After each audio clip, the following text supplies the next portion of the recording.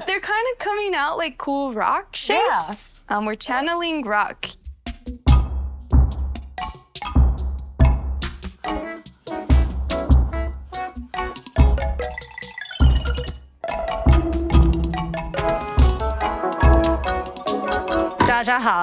I'm Lisa Chang Smith. Welcome back to Cooking with Steam. Today we're making grass jelly, or 烧仙草, which is actually hot grass jelly. I'm super excited to also invent my friend, because I have none. I'm super excited to invite my friend Jess Wang on set with me today. She runs Brew Grocery, a Taiwanese grocer in Los Angeles, and she's going to be showing us how to make sticky rice dumpling or Tang Yuan. The biggest challenge, I think, of making these Taiwanese desserts is nailing the texture. So it starts with this herb, which is called misona. It's a plant in the mint family. Then we make a tea with it, thicken it with starch, and it almost becomes like a hot dessert pudding kind of thing. And then we're also going to do the Tang Yuan, and that is almost like a mochi-like texture, but you just want to get the flour and water ratios just right. And that's going to be something we do by feel with Jess on set.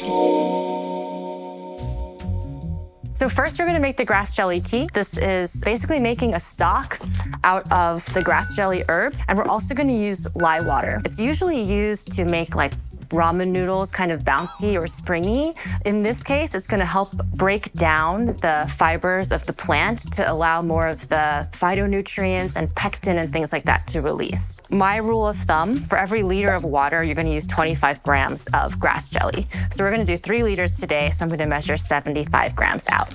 It's easy to find canned grass jelly, but it's difficult to find the raw herb. So we actually imported ourselves from an organic misona farmer in Taiwan. It can be a little hard to separate, so just don't be afraid to make a mess. So we've got a bunch of grass jelly. It's pretty clean already, but we're just gonna give it a rinse, and then we're going to add water and get it going. So to clean it, we just submerge this in water. Gonna agitate it a little bit, and then I'll just strain it. So what I'm gonna do is just add 3 liters of water right inside the inner pot. I'm doing this in the Tatung steam cooker just because I don't feel like turning on the stove. You can do this on a stove, just simmer in a stock pot. Okay, and then we're gonna add lye water. It's very alkaline, it's very concentrated. We just wanna put a really small amount. So I'm gonna put a 1/4 teaspoon in, and then we're going to add some water to the outside and cook this for about an hour. And as usual, looking for the rice cup.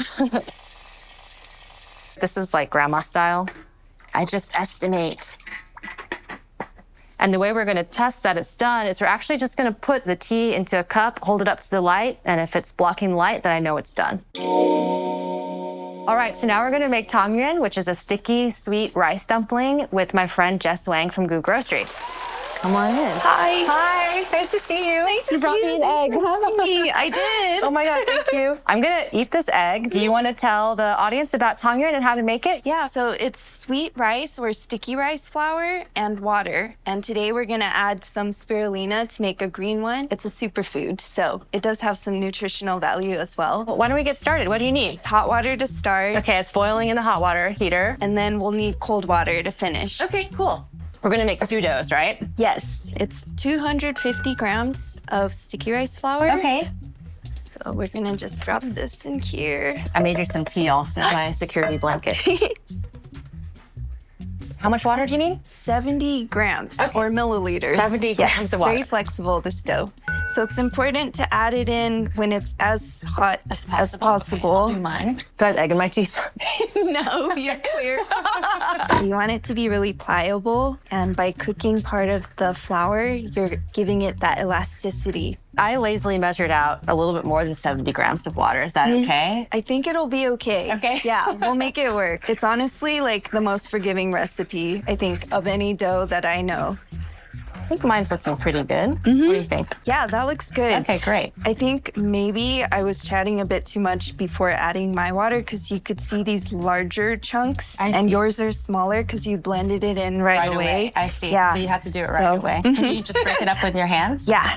Or you could kind of chop them with the chopstick. It's a little bit goopy. Maybe I should do this.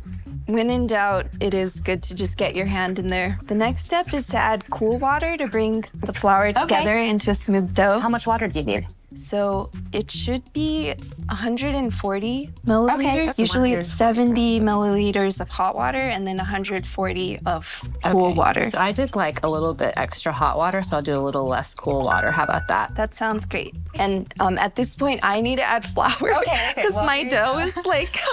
Okay, so it shouldn't look like No, like melted marshmallows. melted marshmallows. It shouldn't look like melted marshmallows. I'm gonna grab, can you pass the spirulina? Yeah. I think it's right. Oh, it's right here. Yes, thank you. So I'll add it in. So what should it look like, actually? So it should look like guys wanna get the- mozzarella. Is there like a feta cheese component to this? Yes, you remember.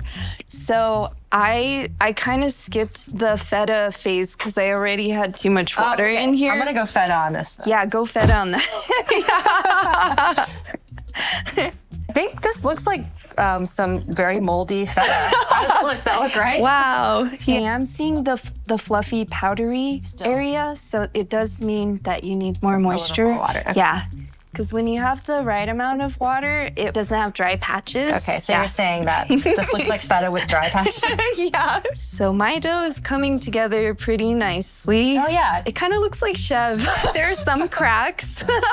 So now I'm gonna knead and believe. Yes, as knead they and say. believe. Okay, yeah, it's definitely already, I mean, it has a ways to go, but it's like picking up all the stuff on the edges. Can I put this on the dough mat now and do it on here? Yeah. Wow, I love how generous this mat size is. I've actually never had a dough mat. I'm like a, raw countertop kind of person. So if your dough turns out really smooth and it's not sticking to your hand, that is what you actually ideally want. Do you want to evaluate? Nice. Yeah, it looks That so good. Yeah? Sounds right. Yeah. So the next step is to form a log with the dough. Since I have the ruler here, I can evenly split it in half Okay. and line them up. This way you can cut 2 at a time. How's my log look? It looks great. Here. Yeah, we don't want to contaminate it. At this point, I know I can't roll these that fast, and I don't want this dough to dry out, so I'll just put aside half of it while I work with half. I'm gonna roll these a little longer. And then you just pick up a piece of dough at a time and roll it into a pearl. This is actually a little bigger than I would normally do it, but Wow, look at that. yeah, I feel like that's The a size cute is pretty, size. yeah, okay, cool. So for this size ball, it feels really good rolling them one at a time. But when you do smaller ones, you can do multiples. You can in do 2 roll. at a time. I'm gonna try that. Up to 4. Wow. You did that so half the effortlessly. Okay, I'll get the water boiling. Okay. I was born and raised in the US, and I hung out in the kitchen a lot with my mom. And I just have these really distinct memories of her making these special comfort foods that were in another language that I didn't hear outside of the kitchen, like oamiswa. Oh, yeah. You know, or I'd see like a huge squid soaking in a Tupperware. So I just thought, one day I want to understand this better. And as I was figuring out my own identity, I just wanted to spend time again with my mom in the kitchen and be able to understand the way that she craved stuff in such a specific way. Craved? I knew craved. Yes, yeah, I I'm knew familiar. there was something. I'm still dealing there. with that, actually. Uh-oh, see, I tried to do 3 at once and that. Oh, yeah, that can happen if they may be too close to each other. Yeah. So you want to kind of put I'm them. gonna space them out. Yeah, Little happy space face. them. But they're kind of coming out like cool rock shapes. We're channeling rock here. Yeah, Oh, this is very like Flintstones necklace. yeah.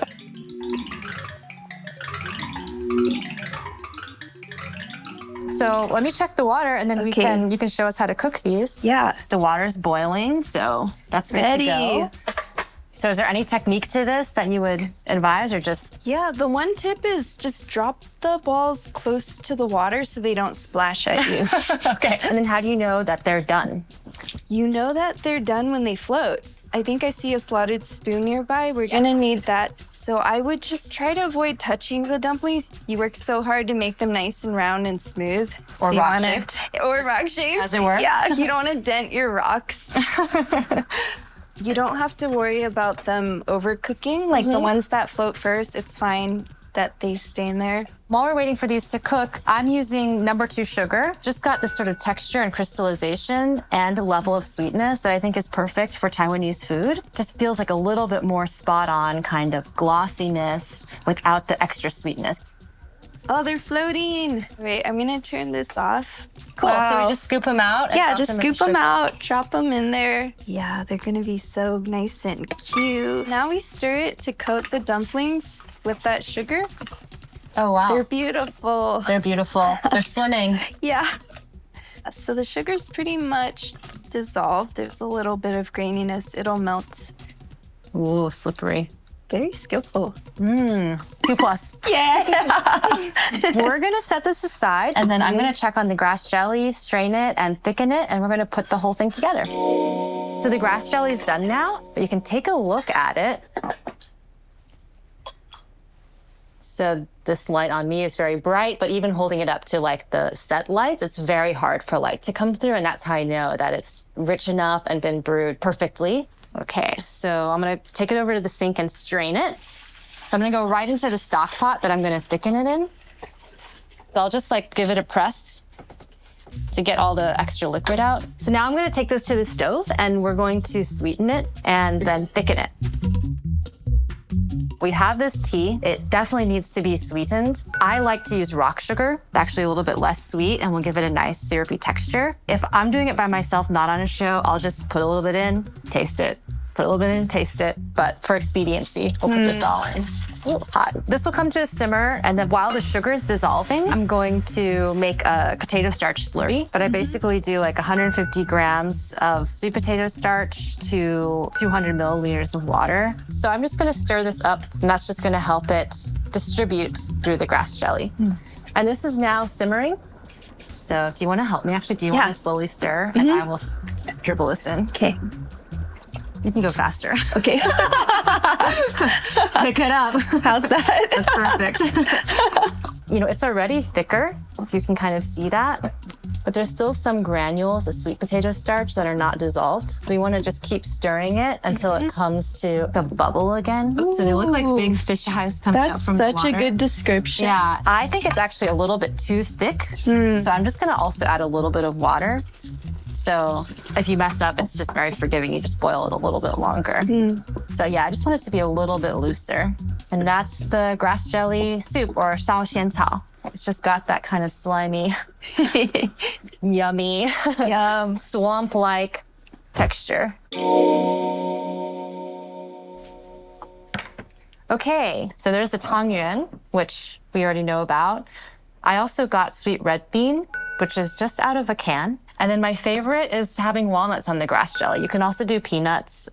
And then, very Taiwanese is to have a little thing of coffee mate that you dribble over right before you eat it. So I'm gonna just dish it up into here so you can really see the texture. Very goopy and pudding-like. If you let it sit, it will become even more solidified. Lots of these. Yum. And then a little bit of this red bean paste. And then I'm gonna crumble some walnuts and hope that the bowl doesn't overflow. Yum. The key is overflowing the bowl to the edge. You wanna pour the coffee mate in right before. Beautiful. There you go, yes. Ooh, the texture is great. Feels so Yeah. nice. It's so good. Well, there's a really aromatic thing happening. I think the herbaceousness of the tea, but also with the spirulina, there's a nice nuttiness and earthiness, and the QQ quality of the Tang Yuan. You're still chewing on it when everything else kind of is like fading away. It's a very complex kind of mouthfeel experience. I talked about the continuum of texture. So this has like the goopiness of the grass jelly. The walnuts are very crunchy and has that bitter edge to it. And then the bean almost like dissolves, and it's just a whole galaxy. And it kind of looks like one. It looks like one too, right? It does. Hope you guys make grass jelly and Tang Yuan at home, and like and subscribe.